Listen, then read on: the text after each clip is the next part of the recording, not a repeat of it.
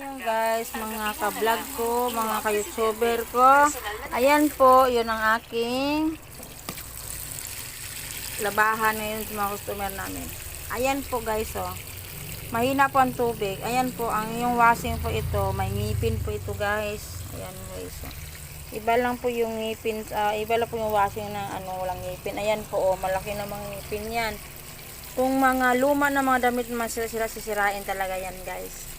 Ayan po. Ang kahalaga po nito, ang laman po nito ay 16 kilos po ito guys. 16 kilos po ito. Yan po. Pero ang ginalagay po namin minsan 8 kilos lang po kasi malagyan po ng tubig, pumapasok ng 16 kilos.